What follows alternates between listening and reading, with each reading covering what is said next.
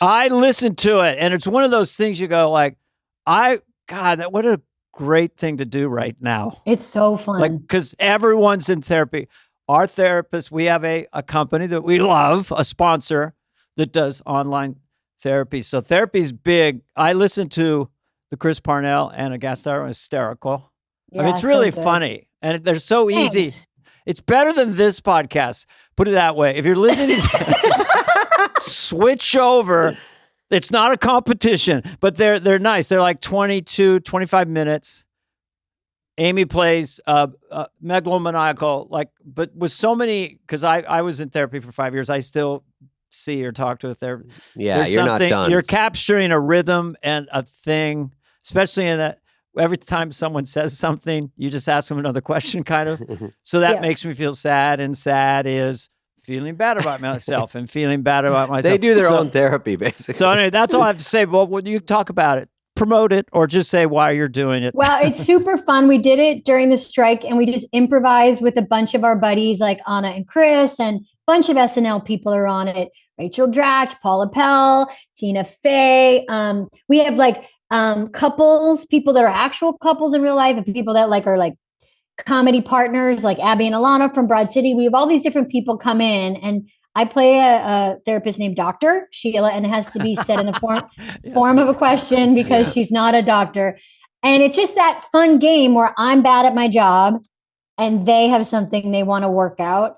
And we just improvise and cut it down. And it's just been a blast. Like it's been very creatively fun because it's been a minute since I've gotten to play a character. The improv bones are rusty. I mean, I heard, and it was probably the first one, but I don't know if it said who it was. So I know your voice is very unique and then and distinctive, but who was the first couple that had the mom problem?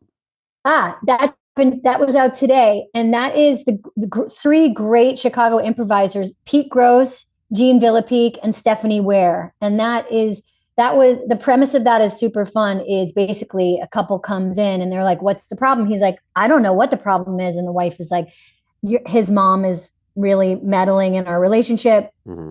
So Dr. Sheila encourages her to talk about how much she hates her mother-in-law. Yeah. And then we reveal that she's been hiding under a pile of blankets the whole time.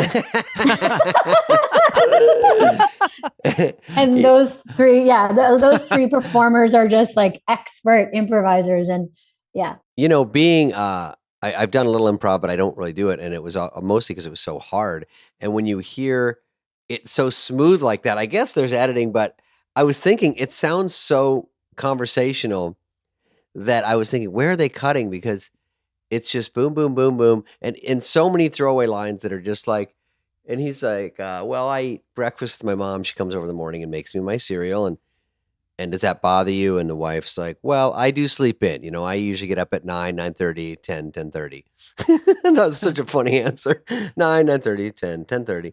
And but there's so many little texture jokes like that keep it going, aside from the overall feel that is a funny idea of who's the queen of the house. And he suggests that his mom could be co-mom of their babies.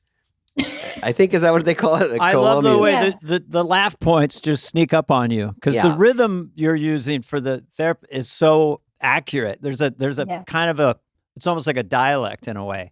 It's softly. I think it's really. I love therapy too, Dana. I love it. I revere it, and I'm in a lot of it. And I love watching couples therapy and listening to couples therapy too. I'm always fascinated by how vulnerable people will be. Publicly, like it's like, whoa, I can't believe they're sharing this with the whole world. But I could listen to it forever. So, and I love podcasts. By the way, love your podcast. I've listened to almost every episode. Probably every single person on the podcast. That's crazy. So great that I'm getting a chance to do it. I'm so grateful.